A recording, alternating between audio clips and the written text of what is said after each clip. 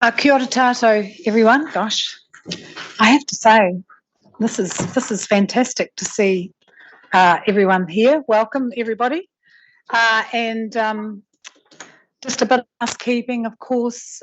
If the alarm sounds, we all make our way to the nearest exit, which is probably the one at the back, and the assembly point is across the road, and await staff instructions.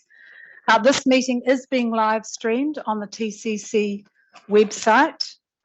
So please be aware of that. You all know how to use the mics. They are actually quite sensitive. So like me, don't move your head around because then we lose your voices.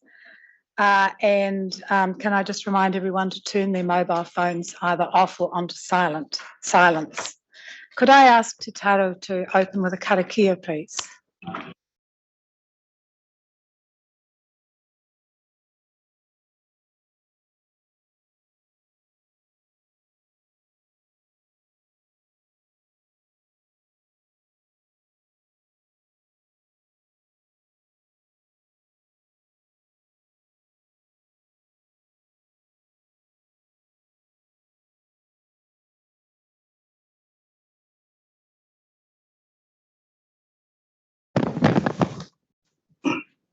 Thank you very much. The way that the afternoon's going to run is we'll have three separate council. First of all, we'll have a presentation from Waka Kotahi, and then offer some time for questions. Then we will have three separate council meetings. So TCC will open their meeting, work on their agenda, close their meeting. Western Bay will open its meeting, do its agenda and close its meeting, and the same for the Regional Council. And then we will convene the Smart Growth meeting. So you've got all the heavy hitters sitting at the top of the table here, representing the councils and Smart Growth. So what we'll do, I think, is just go through the meeting procedures once, the standard procedures once. So I won't open the Tauranga meeting first. Do I have to open a meeting before we call for apologies, or can we just get the general apologies from all the councils? Do you want to do that first? Okay. All right. Okay.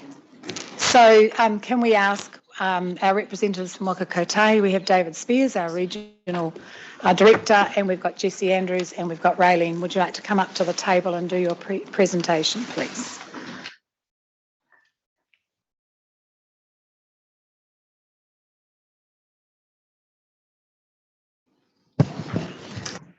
Kia ora koutou, ko Jess Andrew Takawanua. It's fantastic to be here today, and thank you so much for having us, and for this occasion it's a real privilege to be here. The point of this is just to give you a relatively short overview of the business case and the process to date and the next steps, and then answer questions as we go through. So next slide. Just wait for the next slide to come out.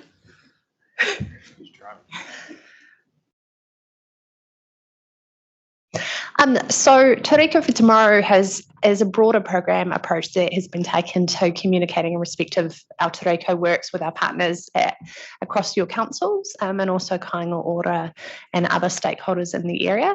We've worked together with Mana Whenua as well to have a broader conversation with the community about the future of Te Reko in the Western Corridor, and be able to give the community a holistic view of that. What we know is that by 2050, the Western Bay is going to be home to about 258,000 residents, and it's exceeded all growth predictions to date. And that creates a huge transport movement growth. We're looking at 1 million transport movements per day on our network, which is an enormous jump. Te Reko West is one of the large-scale urban developments proposed to support that growth across the Western Bay of Plenty, and in itself that's looking to be 4,000 homes. And you'll all be aware that as a smart growth partnership, we're looking at significantly more growth up the remainder of the Western Corridor. The Te Reko Network Connections detailed business case that we're here for today is a long-term project that's been running for some time now to look at how we provide the right, safe and sustainable transport options to support that level of growth through the Western Corridor, including the growth in freight movements through there as well into the future.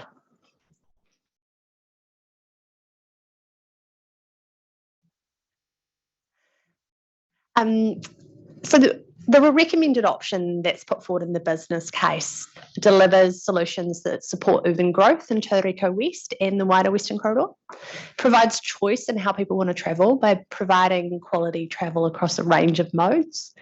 It protects that strategic freight route that's part of the Golden Triangle that connects the Port of Tauranga to Waikato and Auckland.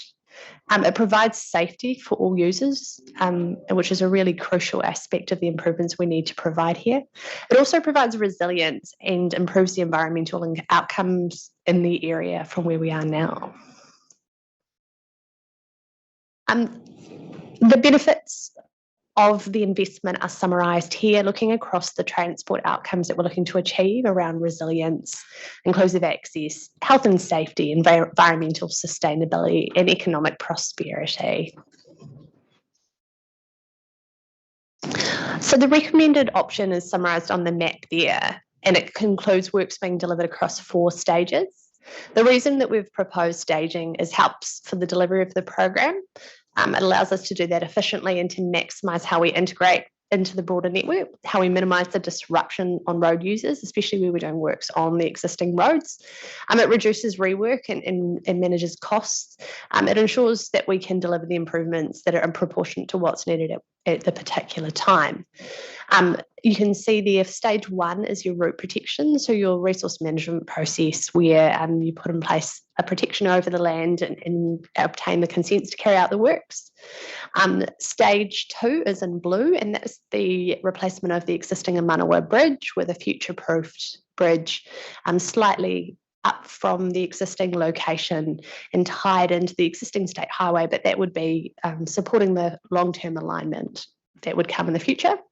Stage 3 is significant online improvements at Barks Corner, which is the connection of Cameron Road into State Highway 29, just by our Western Bay Council's office, and extends that State Highway 29 along there, significantly providing additional lanes with a bus lane priority through there, and then a significant signalised upgrade at what we call the toll road roundabout, so the roundabout outside the Crossings Mall, with improvements along the beginning of State Highway 36 there. That there provides significant capacity and reduces a huge amount of the congestion and the choke points that we're seeing on the network at the moment, and will provide a massively enhanced level of service, including allowing for kind of high frequency bus connections through between Te Reko and Te Papa Peninsula, walking and cycling connections, and much better travel experience for everyone, including much more reliable journeys for our freight.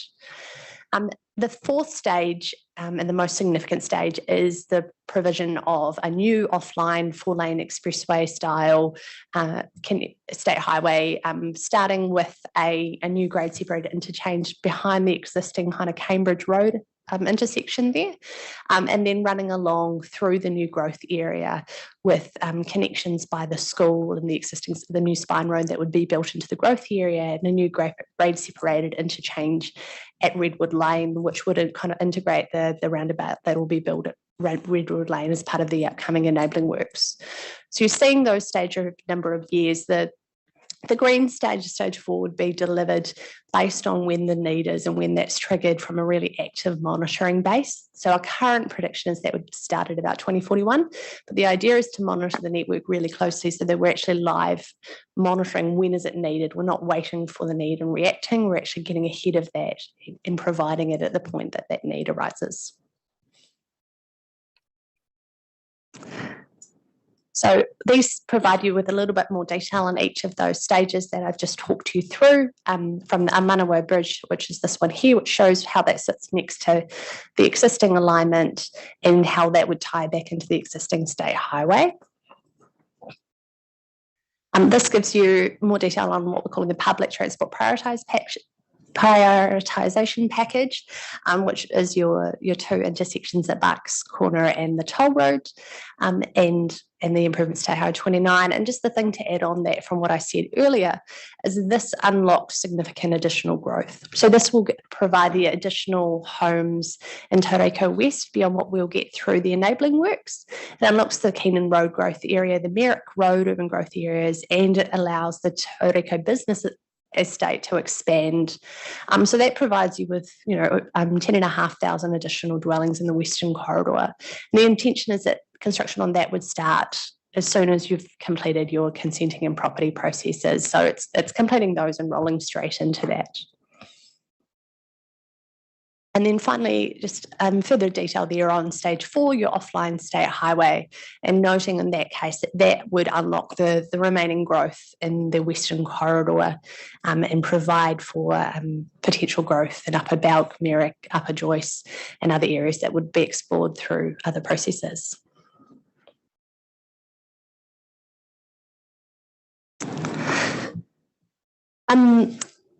So this provides you a little bit more detail on the land use triggers. As we noted, the enabling works, which are in the consenting process at the moment, and we're hoping to start construction this summer, will provide the first 2,000 homes. And then, as we've noted already, stage 3 will provide you that 10,500, and then the remainder from stage 4.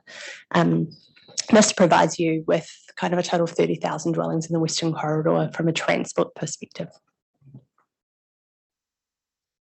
This gives you a little bit more information on what we're calling the adaptive management approach. So that's what I mentioned earlier, saying we're not going to simply lock in a date for particularly stage 4 and then walk away and wait till that date arrives. We're going to put in place, I guess, a huge amount of monitoring technology, which will allow us to actually look at those lead indicators. How is traffic and how is growth trending? What are we actually seeing live? And when do we need to respond to this? So that means if, by 2031, we're seeing those indicators, we start having that conversation, then we don't wait till 2041 to react. And this is something, we're really proud of kind of taking that much more proactive approach, and that the technology has enabled us to have really high quality data that allows us to kind of get ahead and have the information we need to respond quickly and easily. So the next steps, it's worth reiterating today, is a step in a process. So today is really important in getting the endorsement from your councils, and that unanimous support from Smart Growth is really crucial. The Waka Kotahi board needs to now take your endorsement and take the business case and actually apply its investment decision-making process over top of that. And that will happen in our August board meeting, where they will consider that and make a final decision on endorsing the business case. The endorsement from the board will then allow us to put this into the National Land Transport Program going forward.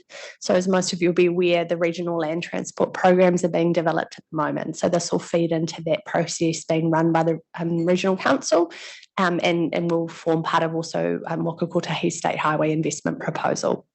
The NLTP for short is a 3-year program, but it has that 10-year view. So it'll be able to provide a view of what we're seeking immediate funding for, particularly the route protection and the bridge, but also forecasts out what we're looking at beyond that and allows us to signal the need there. And there's again another picture there, and we're happy to take questions from you on any aspect of that.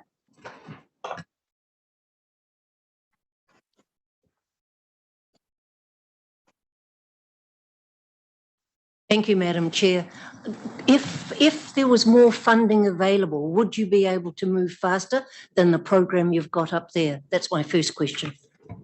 So for the first 3 stages, they are phased effectively on delivery. There is a lot of work to do before we can start construction on particularly the 29A aspect. So that is as fast as is feasible when you take into account property acquisition and consenting. It's not constrained by funding. The final stage 4, could be delivered earlier if that was the wish of, funders.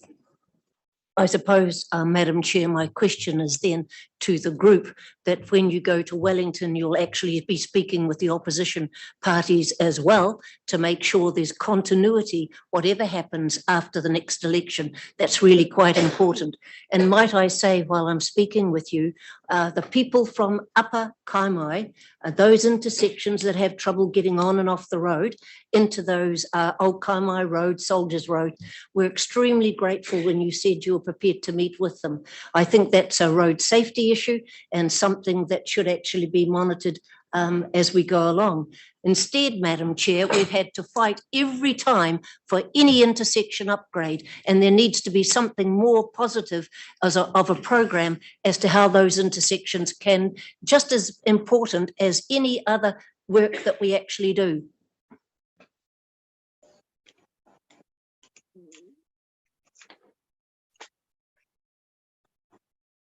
Hi, Councillor Crawford for Western Bay.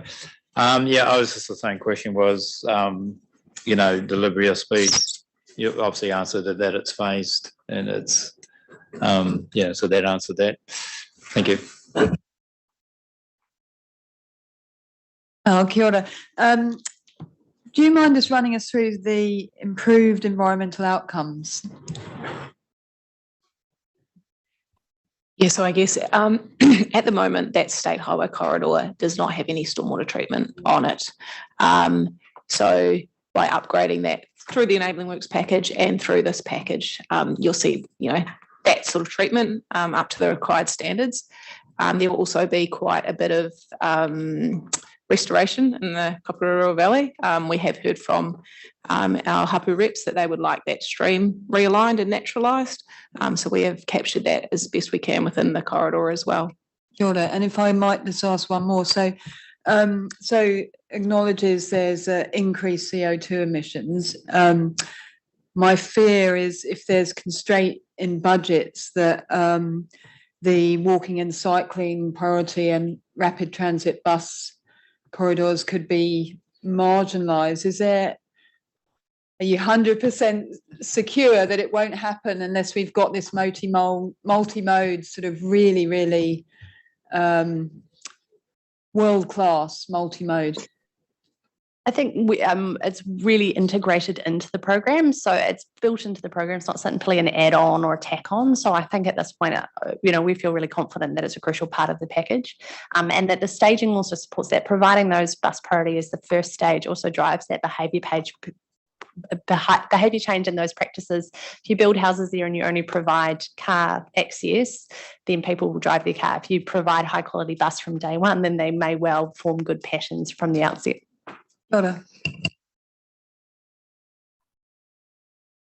you, Chair. And my question really focuses on the issues of timing. And I certainly acknowledge your adaptive management approach and think that's entirely appropriate. But I guess my question is how adaptive can it be in reality? Because what we know is funding, the availability of funding, frankly, is holding back and consistently holding back infrastructure development right across the nation, not only just roads. And the reality is that even if you have an adaptive management approach, unless there is funding for the next stage of the project, it will be delayed. And we know that the National Land Transport Fund is inadequate to fund this level of investment, let alone even the maintenance it seems to be struggling to manage at the moment. So I guess my question is actually how responsive to growth will you be? And shouldn't we be better to be in a position where we have the infrastructure to enable growth rather than react to it? Look, I think, you know, I take your point, Stephen. I think in reality, what this does is put in place lead indicators. So whilst it won't in itself secure the funding, what it will mean is we're not waiting until it's broken to say, oh, actually, we need some funding now. We are going to be saying as early as possible, which we're seeing the trends now. Now's the time we need to start those conversations for funding. So we're proactively having them at a really early stage where we've still got time to do that response, not waiting. But any investment does absolutely require the funding to be made available at that time. Many would say it's broken already in terms of the level of congestion that exists on key pinch points of State Highway 29. And certainly from Tauranga City's point of view, we've witnessed over the last 7 years that the business case has been in process since 2016. House prices in Tauranga have risen from 500,000 in the beginning of 2016 to $1 million roughly in recent years, although they have dropped back, I would concede, a little bit in the last wee while. Now, there's a lot of things that drive house prices, including the availability of credit finance and, a whole bunch of supply and demand factors. But the availability of infrastructure-ready land is a key constraint, and it certainly has been a major contributor to escalated house prices. So that leads me to my second question: to what extent are house prices valued in the business case? In the discussion document, it focuses very strongly on the need to provide this infrastructure to enable growth. But I note that in the financial and economic analysis, the impact of rising house prices is not considered. How can we address that issue? What needs to change in order for that to be addressed? So the business case is supported by a wider economic benefits assessment, but that doesn't explicitly take account of house price affordability. It does address to some extent the need for growth, but not affordability. And that's not currently a priority set through our government policy statement on land transport. So it's not taken into account in our investment priority mapping. So at this point, that doesn't feature in our framework, but is something that we've taken into account in the broader context of the strategic case for the project. Standing my question, I should note that actually the benefit cost ratio included in the business case is 1.5, including the wider economic benefits, which, for given a project of this size and significant in total expenditure, is actually a very high number. Yes. And certainly compares very favourably against most of the roads of national significance that the previous government had put through. So notwithstanding the fact it doesn't take account of the impact on home buyers in this city and this sub-region, even the transport benefits and the wider economic benefits are quite significant in their own right and should be noted. Thanks. Thank you, Chair. Following on from that question, we had a briefing this morning from Kangaroa on the specified development project, which is all about government's initiative to provide affordable housing, and with a vision of up to 40,000 in that corridor, Western Corridor. And so on the one hand, we've got a government initiative there to address an absolutely critical need. And then we have the other agency, if you like, of government saying, well, it's not our funding, and we don't even take that into consideration as part of our formula in considering the value is. So to me, there's just a glaring example there of two arms of government not in sync and not focused on the critical aspect of this project to this region, particularly with the expansion of the Golden Triangle, the industries that are moving south for the region to understand the freight routes, all of that, the growth of the region.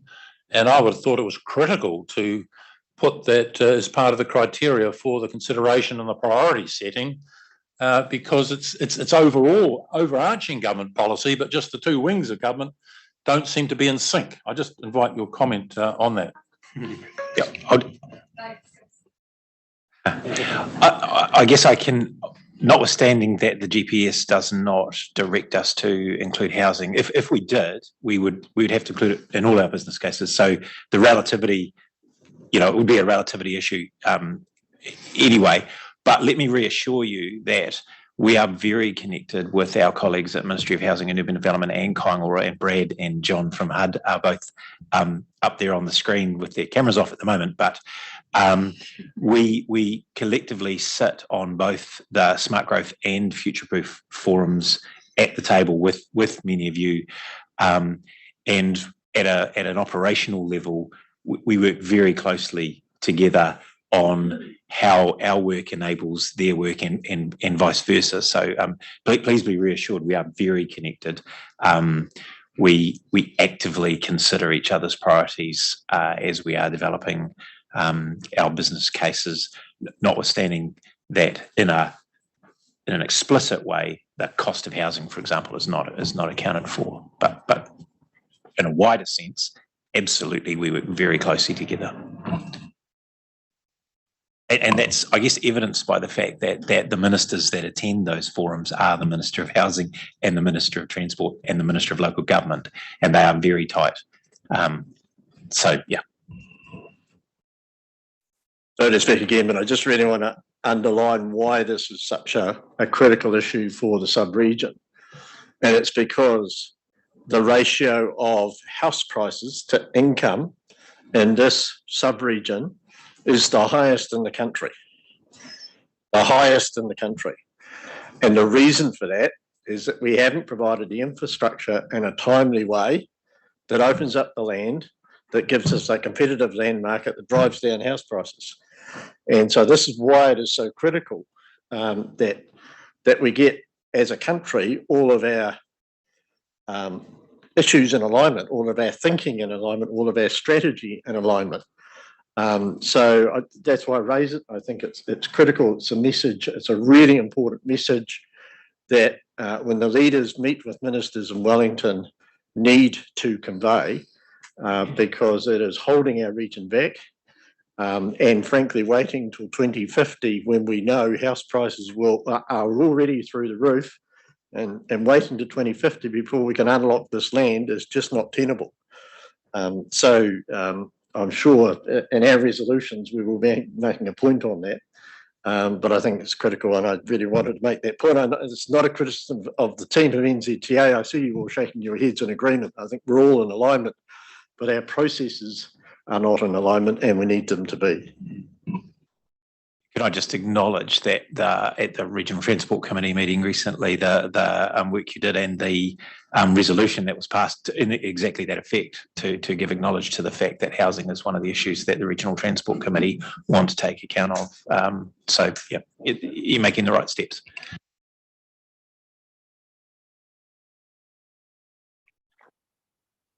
I was pleased to hear you say that public transport is important from day one, which infers that the infrastructure occurs prior to the building of any homes, which puts the urgency of the timing. Reinforces that as a reasoning for it. Now, I presume it also reinforces the reasoning or the argument for a continuation of any public transport subsidy for public transport, which will be less than, probably won't meet the revenue ratios that might be expected when the subdivisions are still being developed. So is that part of the process? Is that the increased subsidies? That's a political call that we have not built any assumption into the business case for that. But obviously that is a political call that I will leave in your capable hands. Any other questions? Oh, Bill, sorry. Thanks, Chair. I'm just interested, Jess, around the modelling and then the subsequent monitoring that you've outlined, particularly in respect of stage 4. And if I can preface my question, though, in terms of my own view that there tends to be an innate conservatism in modelling that's undertaken. And if I can just highlight an example in terms of the Waikato Expressway. So the final stage of that was opened last year. And it is now reached, and I experience myself on a reasonably regular basis, which I comment to David on, that the traffic volumes have now reached, I think it's less than a year since it's opened, the 2035 modelling estimates or thereabouts. So that's 12 years at least earlier than that modelling. So the reason I raised that is that in respect of stage 4, you then talked about we'll actively monitor that and then potentially, I presume, the ability to bring that forward. And was just having a bit more understanding of what all that active monitoring means, and is it just more of the same in terms of modelling, or are there other things at play in respect of that? Absolutely. Yeah, look, I think it's fair to say one should always take modelling results with a grain of salt. So what we're talking about is not more modelling, but actually monitoring what's happening on the ground. So one of the great things in today's world is we're all being watched by Big Brother via Bluetooth, and the utility for us is that whilst it's not personal data, we can actively tag how many vehicles are going past at any point. So together with TCC and Western Bay, there are a number of sensors all around the city, and we are looking to expand that into this area so we can actually see from day one how many people are using this road. And that's how, for example, on the Waikato Expressway example, we know the answer, and we know that we've exceeded the modelling because we've got those sensors there as well. So what we're looking at is actually having that live data. We can see in real time how many people are going. Obviously, we'll also have more information about the growth. How fast are the houses being built, and how are those growth areas being unlocked? Because that allows more nuanced kind of shorter term modelling where you can go, well, actually, this is happening faster than what we said back in 2023 when we didn't know what we were talking about, and let's bring it forward. So I think what we'll be able to do, for example, if we're 12 months in and we've built stage 3, and we go, well, actually, we're already at the 35 numbers. Quick, let's get going. And I think that'll make a big difference. You'll have real live data to work with. Chair. So hypothetically, if it occurred and you felt it needed to be brought forward, presumably it would still have to go through all of those funding processes that are in place. So that's obviously not an overnight event. It depends how the funding was structured, but yeah, you would have to secure the construction funding at that time. But what you would have at that point is you'd have your RMA approvals in place because we'll have already route protected it, and that triggers us to start buying property. So we'll already own a portion of the property. So yes, funding needs to be resolved, but we will have a kickstart into that process. It won't be another kind of few years in order to just get to the entry gate to start building. I know it sounds all very logical and good in theory.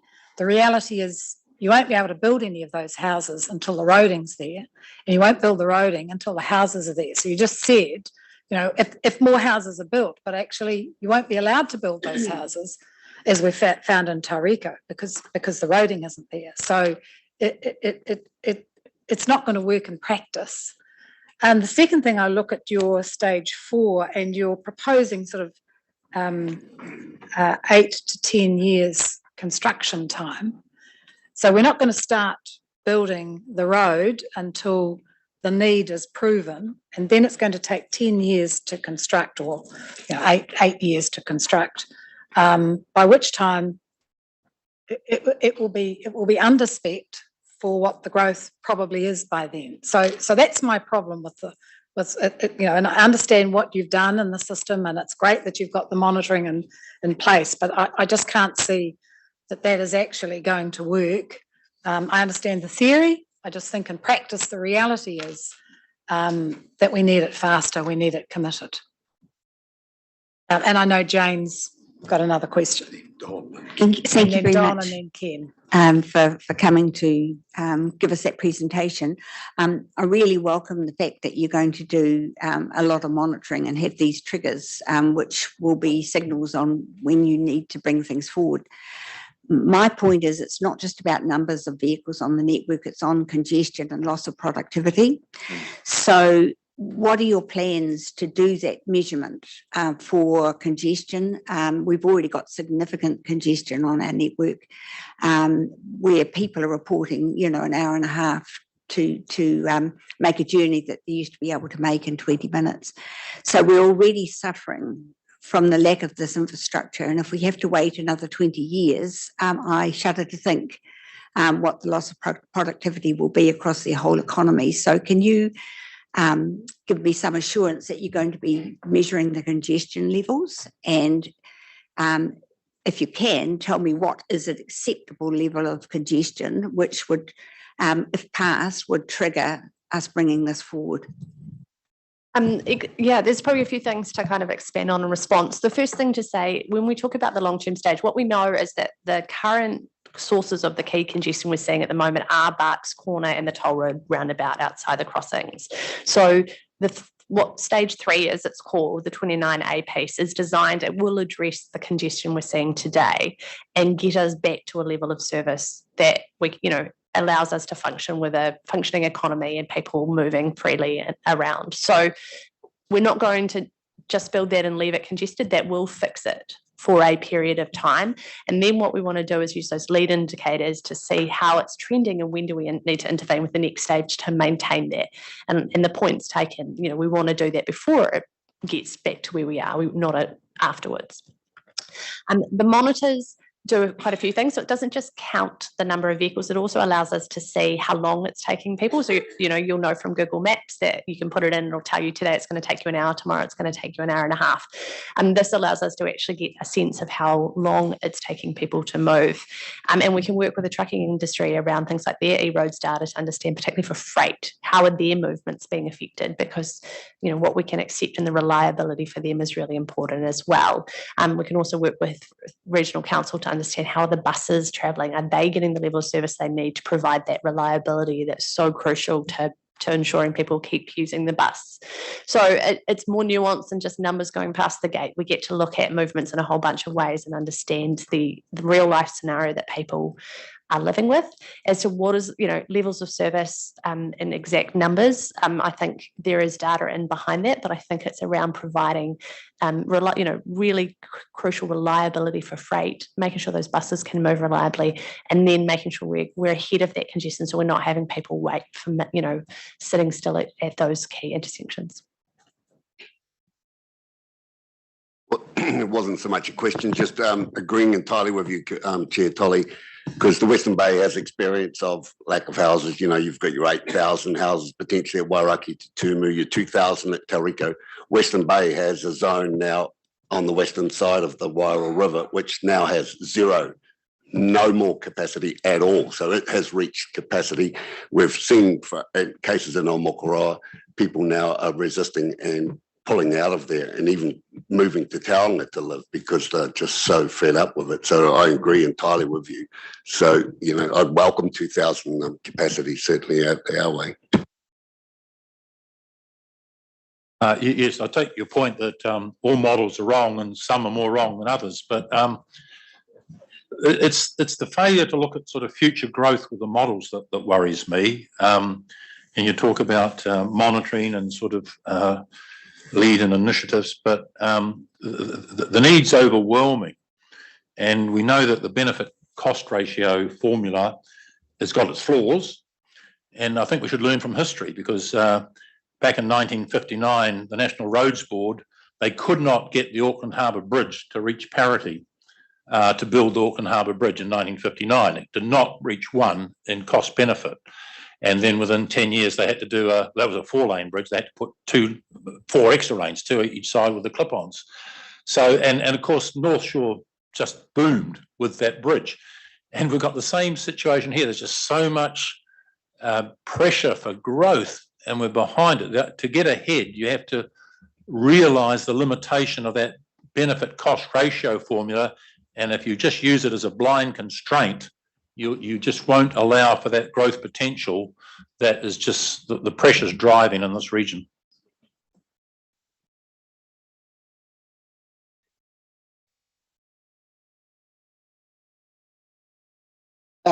My concern is this looks fine. The problem is that we are very close to opening up the Jibboard factory at Tauriko now, and we're going to have I can't just the figures, it's something like a 50-ton truck every 3 minutes when it's unloading and loading. And so have you taken that capacity into account? And the fact that past the toll road hasn't been 4-lane ready for that now means we're going to have congestion. We're going to have congestion because you haven't got Tokra Street ready for the number of trucks that are going to. And this is just one industry, and we've known it's coming, and we've done nothing about it. What's your answer to that? And when the next industry starts out at Tauriko, how are we going to deal with that? I think, Mike, This is why it's so important that we and Ministry of Housing and Urban Development and Kaingaroa sit with yourselves in Smart Growth and Future Proof. We collectively have to take responsibility for the planning decisions we make. It's not just eroding planning, it's also urban planning. It's also how the development that you allow drives a demand in transport, which we then react to. That's the wrong way around. So this is about us being more accountable to our community of doing that forward planning that we are doing, I think, quite well now in Future Proof and Smart Growth forums. And I use both of those because I think both are very, very strong, very, very powerful forums that have got central government and local government sitting together. I know it's not a specific answer, but it is the right answer, I think, for us to go forward so that we are not reacting 5 years later to land use decisions that you make, that we go, oh, well, gosh, they did that and now there's lots of trucks and we haven't got ahead of the infrastructure. Instead, we're having those conversations that say, well, we want to develop here and we want to develop here. Does that make sense? What's the lead in for the infrastructure that you need? And all I can say is I think we are getting better at that.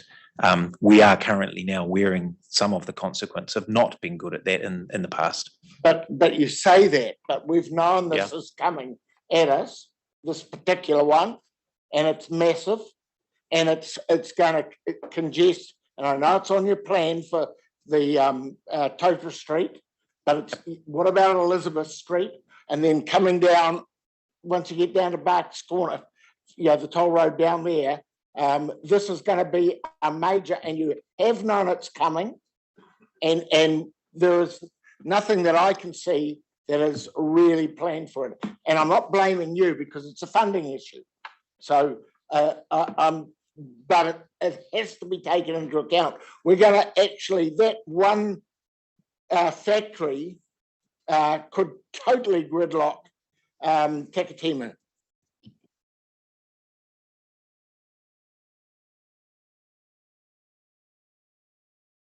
Kia ora. It's nice to see. Oh, and nice to see you again. I'm trying not to be too critical, but coming from Waihi Beach, Katikati Ward, I'd have to disagree with what you've just said, because Omokoroa has been like a blight in our travel path for a very, very long time. And we had promises, and it was there. It was going to happen, and then it didn't happen, and then it did happen, and then it didn't happen. So I'm not blaming you, but it seems like the political environment or whoever's in it today is holding us by the strings, or had held us. I don't know what the situation is now, but how something can be on and we can all working towards it, putting people in there, the pressure that we're putting them under, and then it can just be taken away, and then it can come back, and then it can be taken away again. It's like, hello. You wouldn't do that to children. Why are you doing it to us? Yeah, look, I'm obviously not a politician, but look, all I can say is acknowledge that is in fact the case, and that those political decisions are made, and they're made in the context of some pretty significant changing priorities. For example, Cyclone Hale, Cyclone Gabrielle, Cyclone whatever else that we've had in the last 6 months have completely changed the landscape of funding that we are working in. And there is no question that there are going to be winners and losers as a consequence of that, because there is only so much money to go around. And New Zealand is actually a very small country when you start looking at how do we manage the infrastructure cost of those events. That is our reality. And I've said this to Stephen and Co before, one of the best things we can do is be very, very clear about what our priorities are and have really strong business cases in place to justify those priorities as and when that opportunity arises to secure funding and to hold on to it.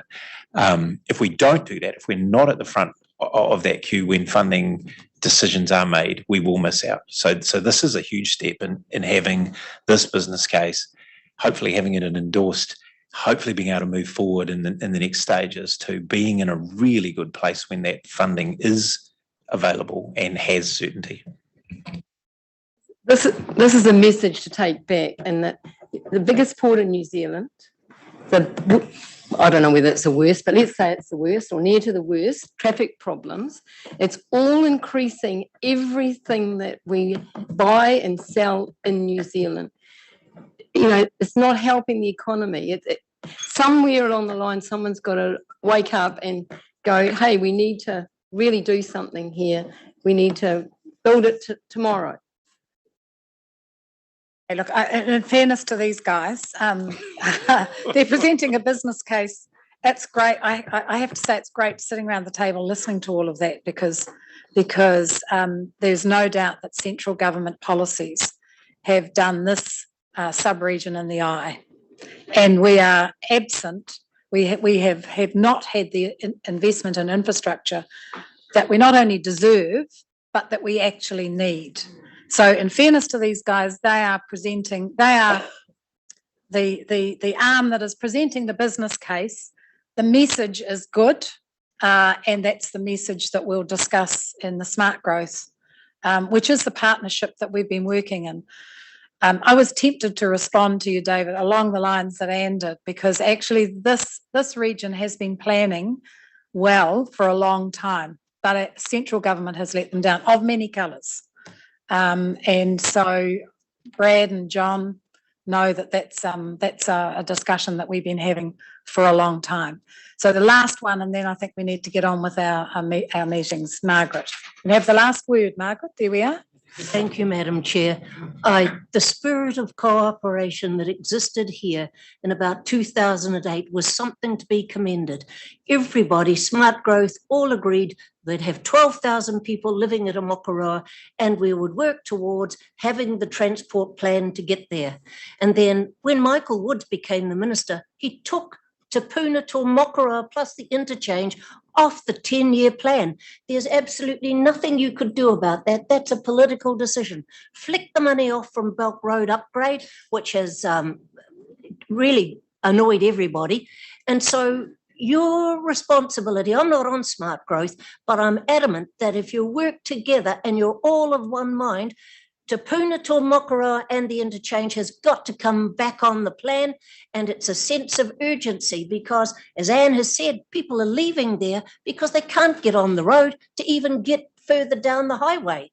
And so, Madam Chair, you carry a great responsibility, and I just feel sorry for the Transport Agency. I can knock them around the ears, but at the same time, they do have a problem. And I'm adamant that State Highway 29 up from the Kaimais is one that's desperately in need of attention. So best wishes, because you've got a great deal of work to do and not much time to do it in. Very much. Thank you to the three of you for coming and presenting that business case. And I think thank you for the work that you've done in preparing that. We understand you're working to a system. We don't agree with your system. We've told you that, but you have to make it fit. And we do appreciate that you've done everything you can to actually make it fit the system as best you can to get it even to this stage. So much appreciated. Thank you very much. Okay. So, recording stopped.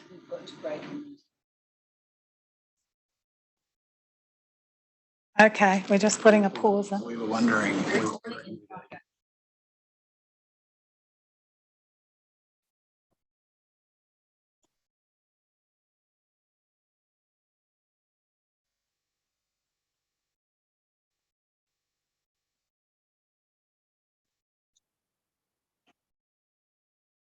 So if you didn't hear that, we're all sitting around the table. We've now got 3 separate council meetings.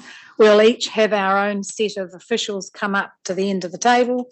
But I think we can all stay here and we just... All collective.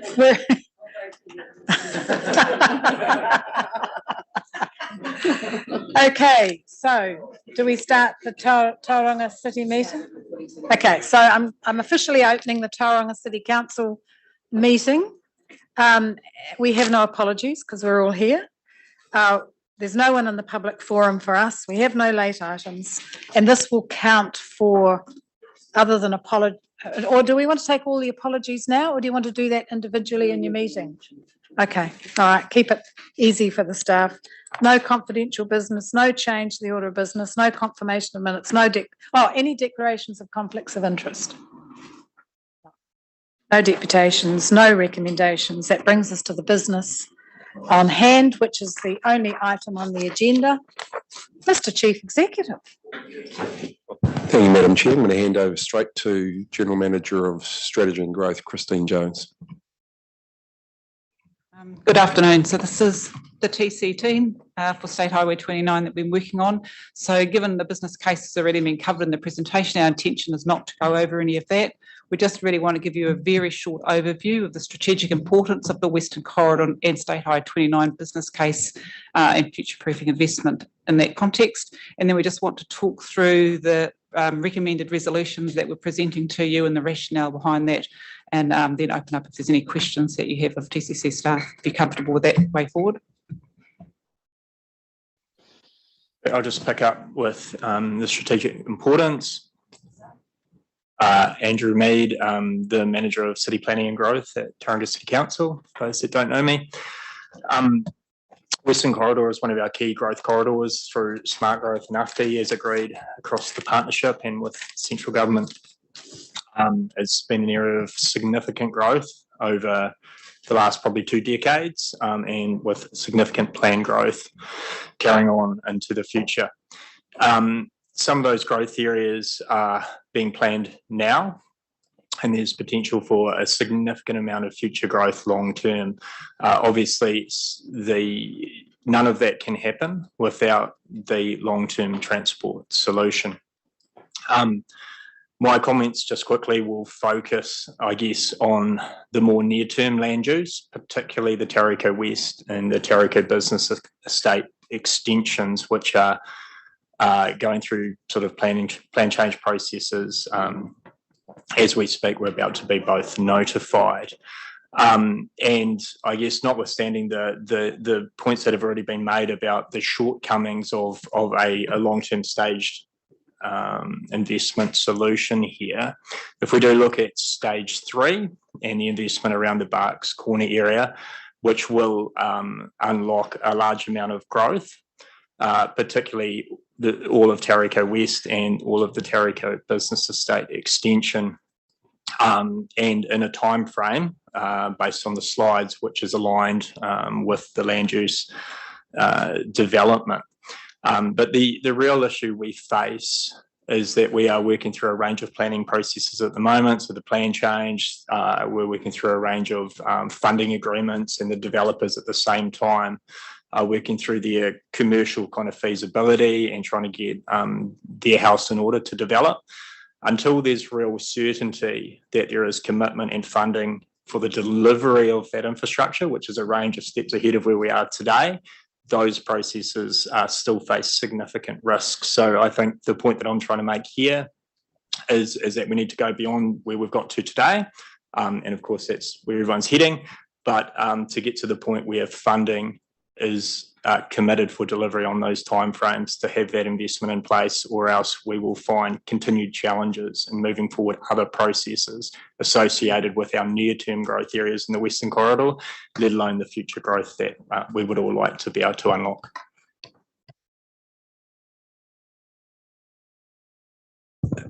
Good afternoon all. My name's Alistair Talbot. I'm the team leader of structure planning and strategic transport with the City Council. So just in terms of the context that Andy's provided there are recommendations in front of Council to consider. Those recommendations that the business case is endorsed by the City Council for submission to the board, that being the Wakatē board, for their approval. But in that context of needing to secure delivery sooner to then enable those outcomes that are planned for the Western Corridor, that delivery occurs sooner and within 10 years. We've also focused our recommendations on the need to future-proof the solution, and some of the analysis has shown there are pinch points remaining in the design. Those pinch points are focused at Barks Corner and in what's known as the Toll Road roundabout. So we've suggested that Waka should focus their next stage of work on continuing to look at solutions or improved solutions for those two particular points of the solution or the wider improvement. We've also suggested that a 4-lane bridge rather than a 2-lane bridge be constructed across the Omanawah stream that would connect and transition into 4-lane sections of road either side of what's currently proposed as a 2-lane bridge. We think that's quite important given the strategic function of that part of the network and would remove an immediate pinch point in the design. Finally, there's just a note on the costs and the cost share arrangements to TCC. And at the time of writing the report, we didn't have dollar values. I can confirm those now. The Redwood Lane roundabout at a P50 estimate level is 27.2 million. At a P95 estimate level, that's 32.3. That would be in stage 4 of the delivery of the project. And the more immediate cost share would be between 4.1 and 5.1 million associated with walking and cycling connections on Marshall Ave to connect to the Barks Corner improvement. Thank you.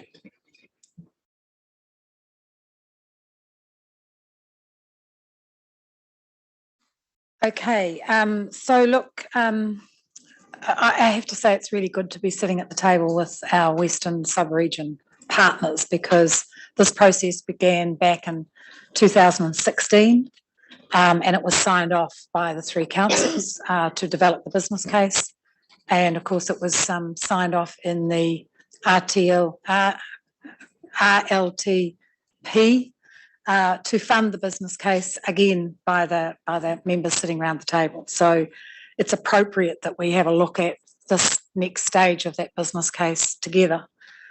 And there is no doubt that in 2018, the 2018 GPS dramatically changed the outlook for this region. It's probably not fair to blame Michael Wood, whoever blamed Michael Wood, because I think it was someone before that.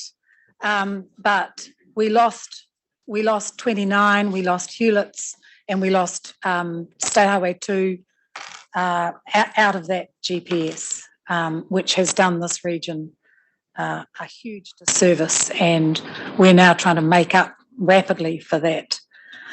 Part of that is the enabling works in Tauriko West, which gives us at least some 2,000 odd houses out of a possible 4 in that part, and an extension to the business estate there, which provides work.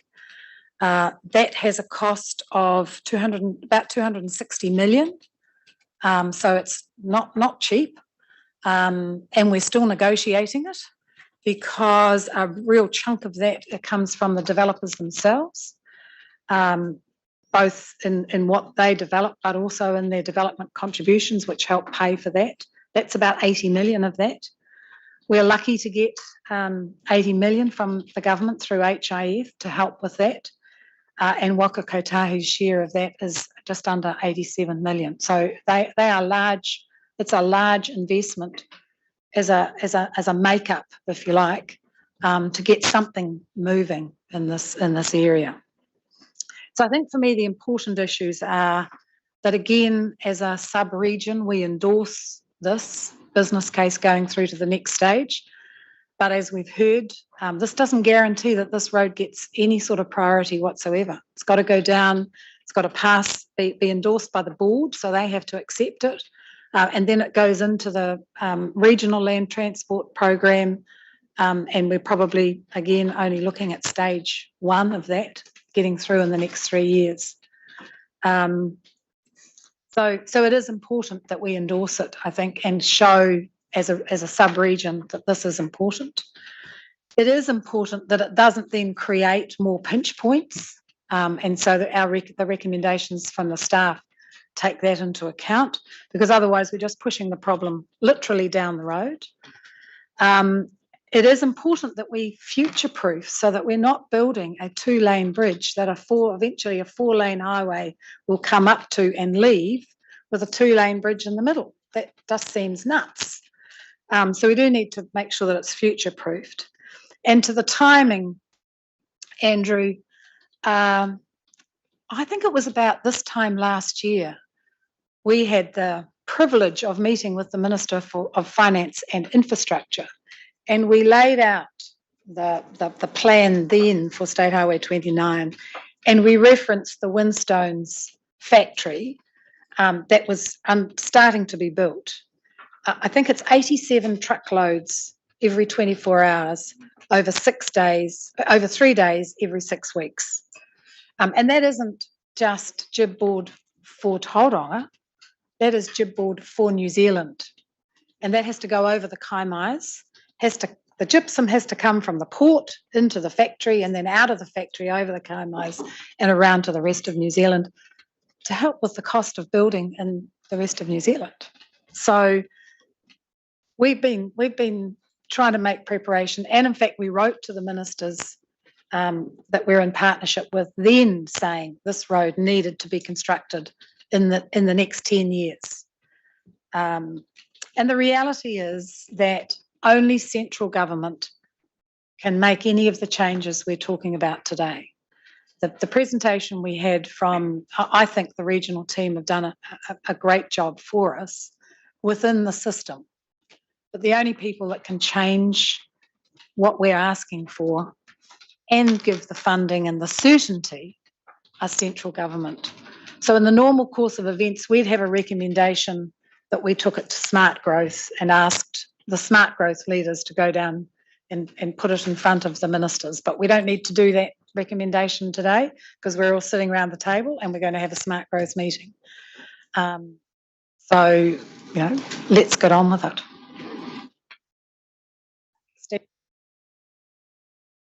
Thanks, Chair, and I think the issues have been canvassed, and on that basis I'm happy to move the recommendations.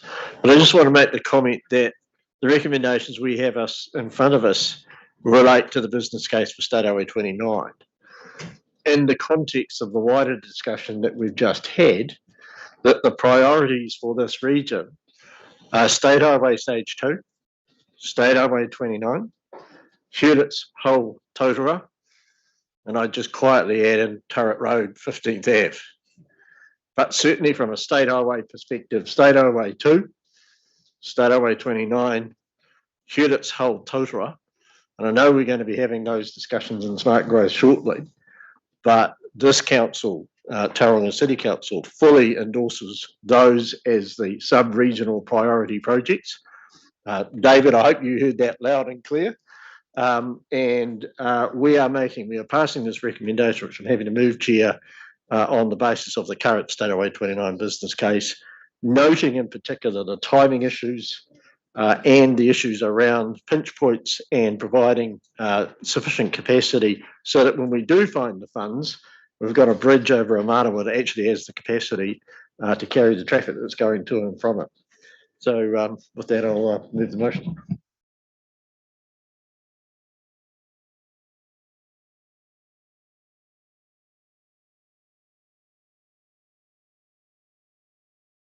Yeah, I'm happy to support the resolutions, the Tauranga City Council resolutions. I do want to make the point, and I didn't really get a chance to check in with the Waka Kotahi team, just around the connections and the relationships they've built over the last 7 years, particularly with Mana Whenua, working through that corridor and picking up the points that were raised about the enhancements around the Kupu Rerero, and Regional Council, along with ourselves, are working through those rehabilitation projects. But also thinking about the Wairoa River corridor itself as well, and understand Mana Whenua working quite closely with ourselves, but also with our sub-regional partners around the review of the Wairoa River strategy, which I think plays quite an important role for that environment and that corridor, and particularly the connection through to State Highway 29, but also the land use changes over time, and the managing those effects and impacts into those environments. I am heartened just reading through the business case itself, the work that's gone in by Mana Whenua in particular.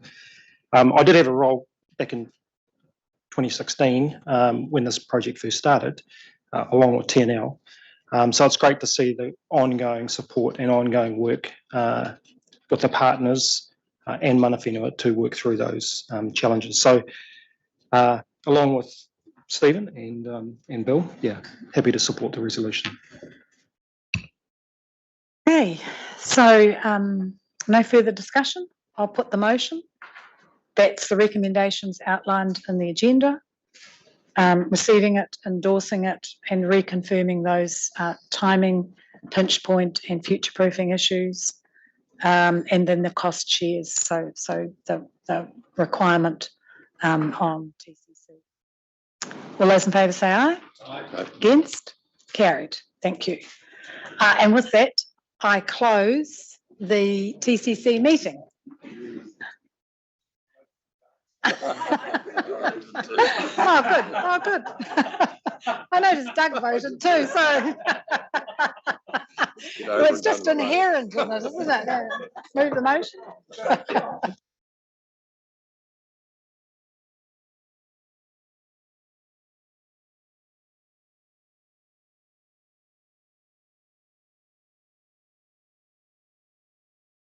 Kia ora koutou, I'll declare the Regional Council meeting open, and in doing so, the procedural matters have been taken care of by Commissioner Tolley. So we've got apologies from Councillor Winters and Councillor Eaty. And I'll introduce the Chief Executive and Mike Seaborn.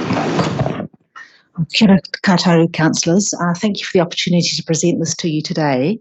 The key highlight for the communities that the Regional Council serve is that public transport is prioritised in this business case, phased to start as soon as possible, and will be completed within 8 years. Staff recommend the Regional Council support the Tauriko Networks Connections business case being submitted to Waka Kotahi for their approval. Staff also support the Tauranga City Council's position that there is a strong preference and need for the project to be delivered in a single stage within a decade. We would like to take this opportunity to thank Waka Kotahi staff for how they have worked with Regional Council staff and both prioritised and integrated public transport service requirements to both improve the reliability of these services, but ultimately increase the number of people who will be using public transport in this sub-region. Mike would like to cover a few specific details for you. Kia ora koutou everyone, Mike Seaborn, the Director of Public Transport for the Regional Council. Just a couple of main dimensions of our consideration. We're just noting that the proposal has an improved travel time reliability for freight and for traffic in the area.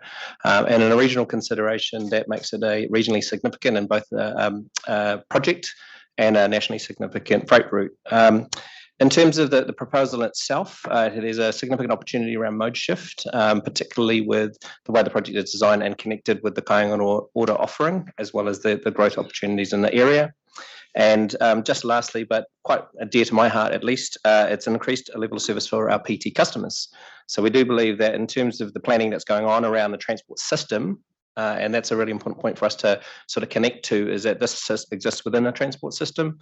This will help us to encourage more customers and patronage on our bus routes, get our role in the transport system sort of beefed up, and the ability to sort of increase the amount of patronage that we can see in that particular corridor, and particularly with stage 3. So we do note that that's the timing of that is really important to this council. And that's it. So through you, Chair, the recommendations are on page 2 of the covering note, and that the Regional Council receives the report, endorses in principle the Tauriko State Highway 29 Network Connections business case, and recommends to Council Smart Growth members support the recommendations in the attached Smart Growth paper. Been moved and seconded. It is now open for discussion. Is there any discussion? Being no discussion, Councillor Nees. Thank you, Mr. Chair. I just wanted to note that the business case assumes delivery of the public transport reference case hybrid network, which is a figure in our report. And And it also the report also recognises that we have to modify the Western Bay of Plenty public transport services and infrastructure business case to accommodate it. I just want to note how critical approval of this will be by Waka Kotahi, because there will be quite a massive increase in expenditure required by the Regional Council in our long-term plan. So since we are starting on our long-term plan journey at the moment, and recognising that stage 3 will be completed in 2031, and our long-term plan will extend from 2024 to 2034, it's a very significant decision for us also, but I'm very happy to support the motion, Mr. Chair. Thank you, Councillor Nees. Councillor Crosby. Just to be brief, obviously I support this, and congratulations to those that put the business case together over a long period of time. But I think the previous conversations, particularly in the forum part, have indicated that there is a significant system failure in this country when it comes to transport. And it's incumbent upon all of us who have all our connections across New Zealand with multiple people in various agencies and in political parties to impress upon them one, the need for this project, but also the need to reform the way in which we deliver transport in this country. Many of us have been around from various prime ministers of various parties and seen the flip-flop in GPS policy, and there's another one coming. And that, in my view, inhibits nation building. It inhibits people to have homes and businesses to develop. So in supporting this, I think we can't just support this and then let Waka Kotahi or the Regional Land Transport Committee do all their work. I think we all collectively need to support this. Thank you, Councillor Crosby, Councillor McDonald and Councillor Thurston. Kia ora, Mr. Chair. Just a point of clarification. I actually sit here wearing 2 hats today, and I need to clarify those hats that I'm wearing. I am the Smart Growth Chair for the Combined Tangata Whenua Forum. However, the vote that I'm taking today, which I'm going to support the Regional Council, is as a Bay of Plenty Regional Councillor. I am not expressing my support as the chair of the Smart Growth Combined Tangata Whenua Forum, because that meeting has not been held. This meeting has not been held with that group yet. So that support is reserved by Tangata Whenua of that Smart Growth Forum until that meeting is held. Thank you. Councillor Thurston. Thank you, Chairman. As someone who doesn't even live in the area and I actually live over the back fence, I'm really delighted to support this. And in my many terms on Regional Council, I have put getting Tauranga and the Western Bay moving right at the forefront of all my decision making. So, and I think I speak for other colleagues in Rotorua too. But as chair of the Regional Transport Committee, and I think Commissioner Selwood and others will support us here, I think the committee has always had total focus on getting Tauranga and the Western Bay moving. We've supported you, I think, on every opportunity that we can, and you can count on my support. And as long as I'm in the role, pray God, we will keep Tauranga moving and enable all the Rotorua people to come here and live and be part of the 5,000 who move here willingly every year. So thank you, Jim. Thank you, Councillor Thurston. So, Councillor White. Kia ora, Mr. Chair. I support my colleague from Rotorua. Looking from Rotorua into Tauranga, I can see the problems you've been having here, and it's a mind-boggling thing that we don't yet have it in Rotorua, and I hope we don't ever have it there. But totally support the conversation and as the resolutions that have been passed. So kia ora. Councillor White. So just before I put the resolution, could I acknowledge our colleagues and friends from Waka Kotahi? I think my contribution to this, and a lot has been said, and I think a lot of it has been upon on the frustration that the community collectively has around this process. Look, I think your business case is sound, but I'd have to say that I don't think it's aspirational enough in terms of delivery and in terms of the funding mechanisms you've got in front of you. The old adage goes, if you keep doing the same things as you always do, you're going to get the same results. And you've heard me say this before. And I think if I can implore upon you that you take back to your direct report, the Chief Executive of Waka Kotahi and the Board of Waka Kotahi, the sentiments expressed here today about the frustration and about a willingness to look at new ways of doing things. Because if you keep doing what we're doing, you know, you'll be back here in 5 years, whether or not you want to bring stage 4 forward, but we need a revisit to it. I appreciate you as officials. You are saddled with processes, procedures, and policies, and they probably need revisiting. And as a collective group here, we can deal or we can make submission to the politicians, but essentially at the executive level, we'd appreciate your support in trying to revisit the way that we deliver services. So I wish you well, and a lot of what we've been talking about here today, especially in terms of the arterial substance of State Highway 29, is not just about the Western Bay. This is about New Zealand Inc. And you can see the commercial movements from South Auckland into the Waikato, Tainui Group Holdings and the big investment they're making there. That's all going to compound issues that we already know about. So I'd urge you to take our commentary very seriously, and as has been said, we will make submissions to the politicians at the appropriate time. So on those matters, the recommendation has been moved and seconded. All those in favour from the Regional Council, say aye. Aye. Against? Carried. Thank you. Chair Tolley.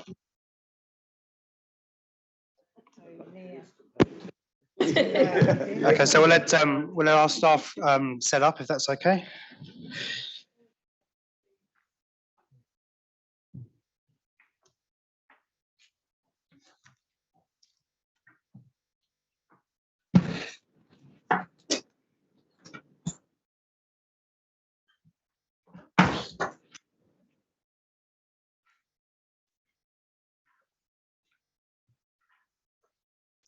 Okay, I think we're good to go. So I declare the council meeting CL 23/9 open at 3:16 and welcome everyone here. Please note that the meeting's being live streamed and the consequences of that. I have 3 apologies from Councillor Coxhead, Councillor Joyce and Councillor Sol. I look for a mover and seconder for those, please. Councillor Murray Bench, Councillor Crawford. I'll put the motion. All those in favour, please say aye. Aye. Against? Carried. There are no late items. Does anyone have a declaration of interest? No, there are no public excluded items and I'm not aware of anyone for public forum. So move to page 7 and the item of the day, Tauriko State Highway 29 network connections. And I'd like to introduce our Deputy CEO and GM for Infrastructure, Gary Ellis, to briefly talk about that. Thank you, Your Worship.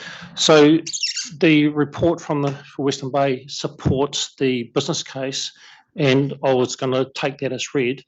What I would like to talk about is the difference we've got in clause 2.2 in terms of the resolution for Western Bay, and I'll read that resolution.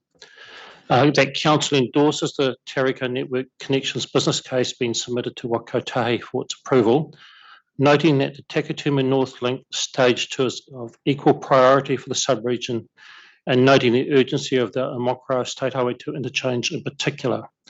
And while this report is around the business case, I'd just like to explain why we put that addition into the resolution.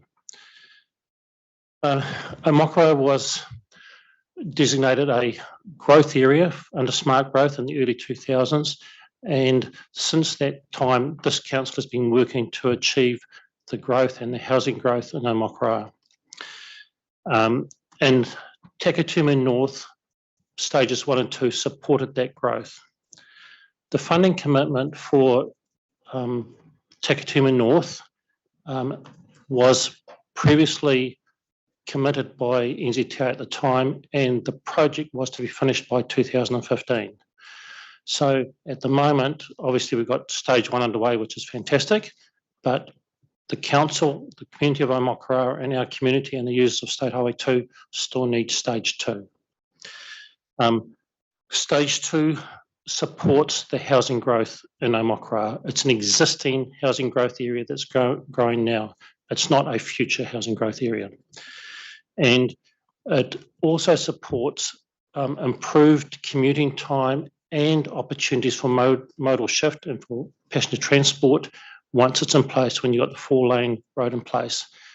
You would be aware of current media around delay times on Highway 2, and where you have commute times of 2 hours from Omokara to Tauranga when there are small roadworks, potentially just in the city, then our residents and the use of Highway 2 are finding that unacceptable. And that's the background. It's about improving that commute time, improving modal choice, and enabling housing growth is why it's recommended to our council those additional clauses in that resolution. Thank you, Gary. I'll ask if there's any questions, noting that we had quite a few questions on the overall topic earlier of Waka Kotahi. So, are there any questions for Gary? There being none, I shall call for a mover and seconder for the two recommendations and the subparts of those. So, is there a mover? Councillor Henry, and I will second that. Okay. Speakers for and against the motion, please. Councillor Granger. Thank you, Your Worship. I'd like to move an amendment, if I may, to point 3, little 3. It says, support Tauranga City Council's position that there is a strong preference and need for the project to be delivered. I would like to insert the words, the State Highway 29 project to be delivered. The reasons for that is that there are 4 projects that have been identified in this recommendation. And as Mr. Ellis has just said, that point 2 links 2 of those projects, Takatimu North Link and State Highway 29.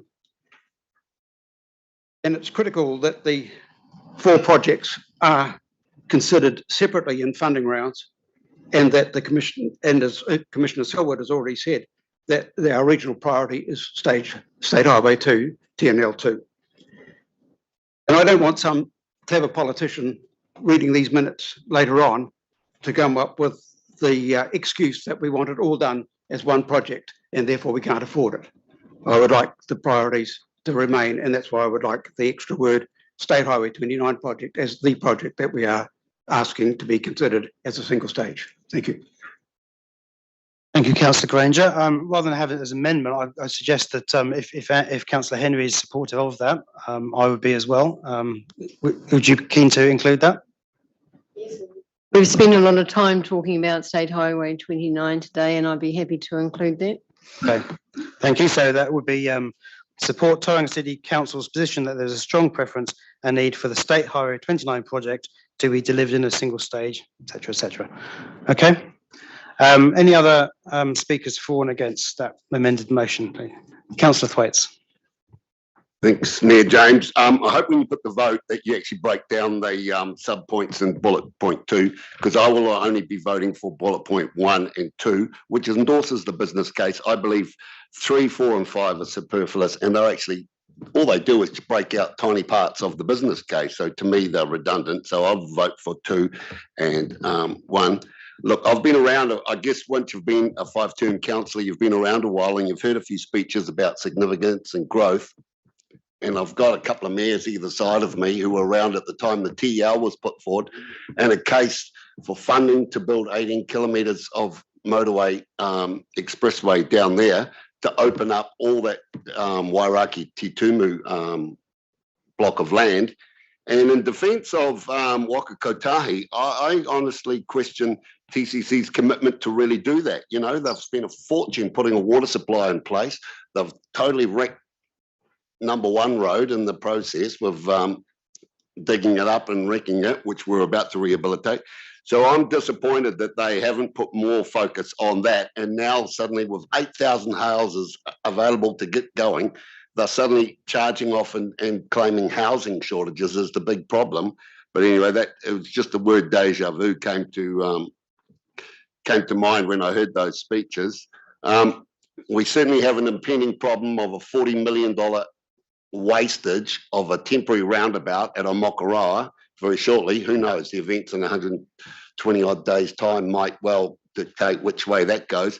But to put a temporary roundabout right in the path of the TEL, of the TNL, I really question the value of that when money is so short. I was around long before I was a councillor when the designation for the TNL went through as well. That was a $92 million project, stage 2. $92 million would have built. And if you add the cost of TEL went ahead, by delaying all these projects, they just become so expensive. So I am mindful. So going back to my original point, I will be supporting bullet points 1 and 2, and I hope you take, because I believe 3, 4 and 5 aren't required. Thank you. Thank you. Any other speakers for or against? Deputy Mayor Scrimgeour. I'd like, sorry. Yeah, I'd like to speak in support of the motions. Issues have been pretty well canvassed today, but the need for this is really about people and industry, and the two go together hand in hand. And we've heard a lot of the impacts of people and the need for housing.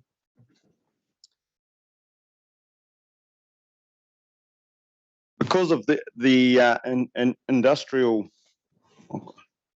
perhaps not a good choice of words, but because of the needs of industry and various activities, there is a great need for people, and that draws people in. On top of that, we have the desirable location in which we live that brings so many people to this place, and a whole lot more want to come. It's worth reflecting on the fact that over the last 25 years, the population of the sub-region has increased by about 80%.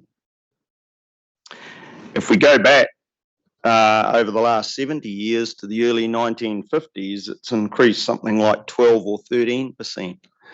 And so population has been increasing much more rapidly here than in other parts of our country. And if we think about what might happen over the next 25 years, I know growth won't be linear, but if you assume another 70 or 80% increase in the population, even this will be insufficient. And to suggest that some of these activities can wait virtually till 2050 seems utterly ridiculous to me. So while I support the motions, I absolutely endorse the need to challenge the timeframes as we move forward.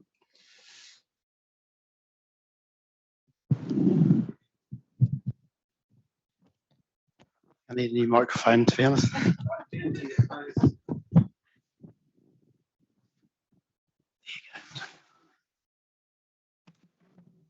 Oh, it's in there now anyway. Okay, so I'll carry on. Okay, so before I offer Councillor Henry her right to reply, oh, did you want to speak as well? Okay, well, you can go ahead. Thank you, Mr. Chairman. I've waited a long time, and I've lived in this area for over 20 years now, and I've lived on Ngāmoehini Road for over 9. I know State Highway 29 like the back of my hand. I've fought for every intersection upgrade and along the way, be it Ngāmoehini, be it McLaren Falls, and it's been hard work because there's been no clear program as to how to upgrade those intersections on a road that should actually be a state highway. Not a state highway, but a road of national significance. That's how important State Highway 29 has become. And Mr. Chairman, Mr. Mayor, I think, sir, a Manawa Bridge is at the end of its life and has to be renewed. And so to do it on 4-laning, I think is sensible. But that then brings you to State Highway 2, and the interchange at Omakaroa is wasted money, 45 million to do a roundabout that you know isn't going to work. And I must say that had the Takatumu, our first stage, had gone to tender, the new government could not have stopped it. And I don't apologise for accusing Mr. Woods of actually taking it off the 10-year plan, because that 10-year plan suddenly means nothing. And so a cycle bridge across the Auckland Harbour in the same week, using the funding that should have been going to Mokoroa and our second stage, just is wiped. And so I am really quite angry that we have been misrepresented for so long by politicians in Wellington. And we have to be able to get to the stage where we have longer term thinking as to what and where we're going and how we plan to get there, because people are suffering. The Smart Growth report that was presented just recently highlighted that the average income should be 3 times your average income for an average typed house, medium priced house. At 5 times, it's unaffordable. You said it in the Smart Growth report. And then where are we? Over 8 times. And Western Bay and the Tauranga City is over 11 times. So we're driving people away from this fantastic sub-region, all because we have politicians in Wellington who cannot coordinate and make the decisions that allow the growth to actually be funded appropriately. So when you go to Wellington in this coordinated group, you have to speak to everybody so that they all understand. You can't fiddle with people's lives like they're doing, because you just drive people away from living here when the cost is unaffordable. And as the local government association, Mr. Crosby, not much help in something like this, getting a coordinated approach on this issue. So, Mr. Mayor, I'm happy to support the recommendations, but I am totally disillusioned with the inability of central government to meet the needs of local people.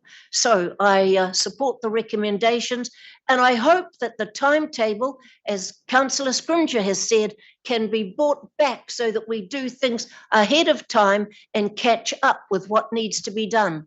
And as Councillor Ken Shirley will tell you, that when we did the Eastern Arterial, we had massive infrastructure machinery here.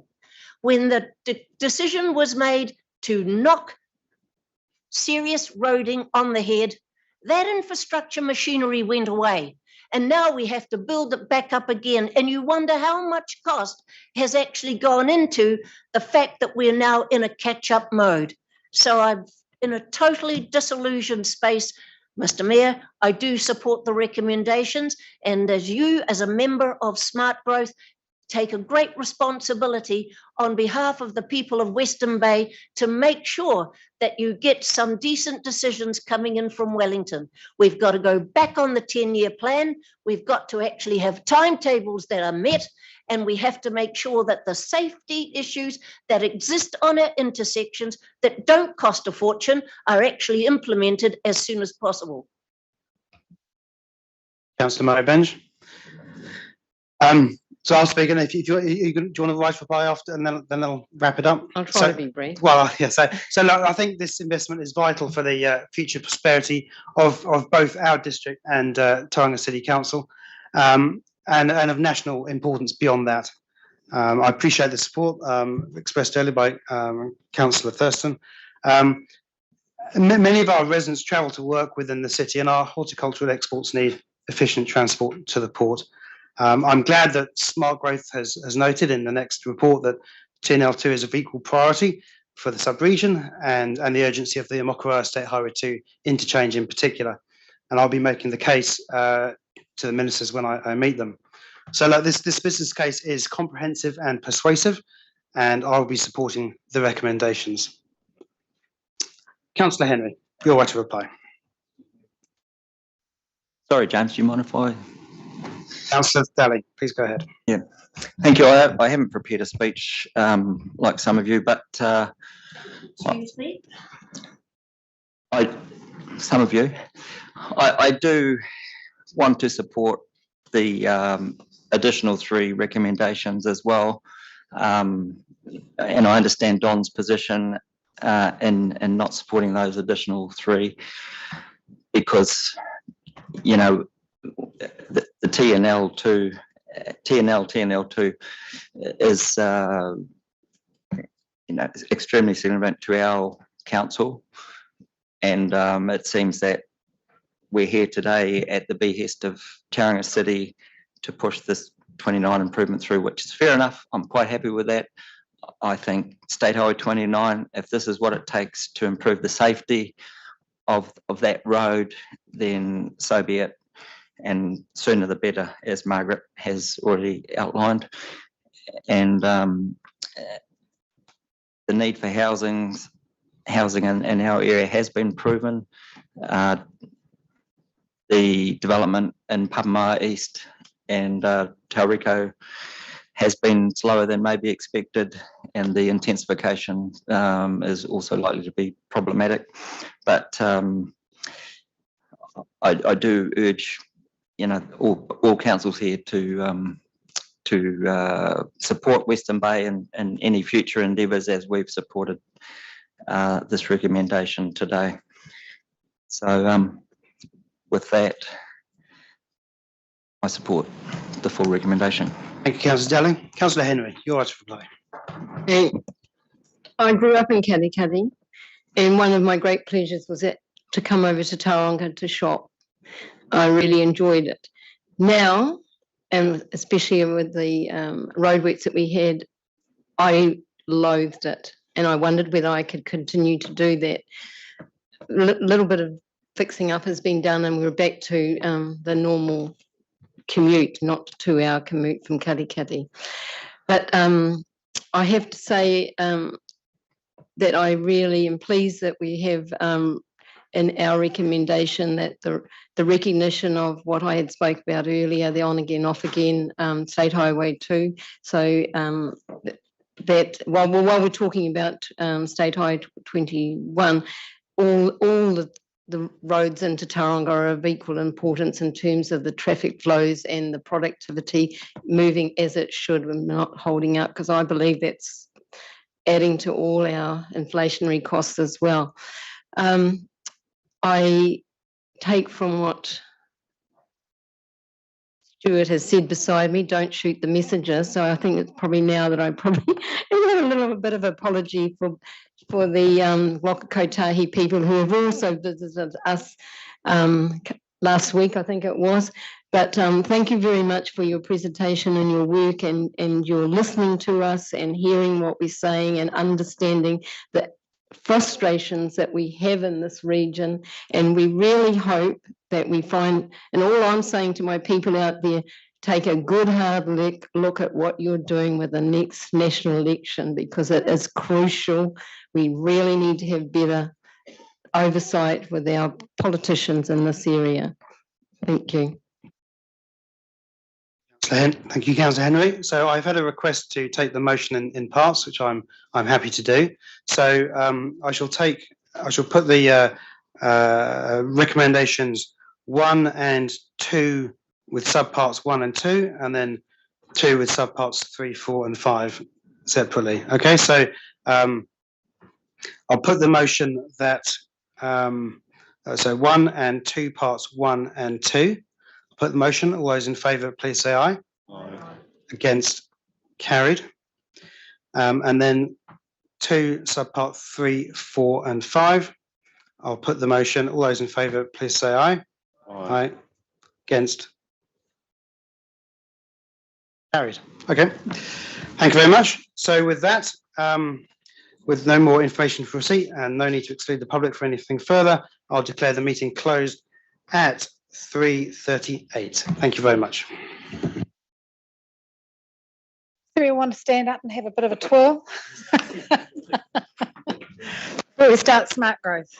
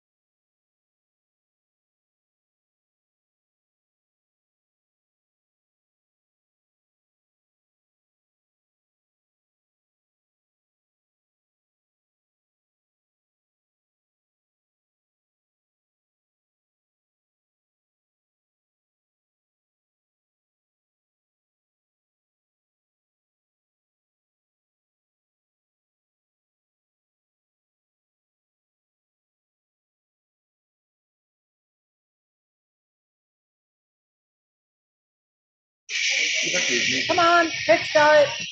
Let's go. So you're welcome, whether you're a Smart Growth, member of Smart Growth or not. I think, you know, in the spirit of today, you're welcome to sit at the table. Just don't vote when we come to vote. And you don't have any speaking rights. Okay. So if we open up the Smart Growth Leadership Group meeting on today, the 22nd of June, 2023, we've got apologies from Matere Duncan and Matemoana McDonald. That's all I've got at this stage. Everyone else looks to be here. Are there any conflicts of interest to declare? Local government does it a whole lot better than central government, doesn't it? Just saying. Just saying. We do have a speaker in the public forum. I'm going to ask Nigel Tutt from Priority One to come up and say a few words. He's asked to come up and say a few words.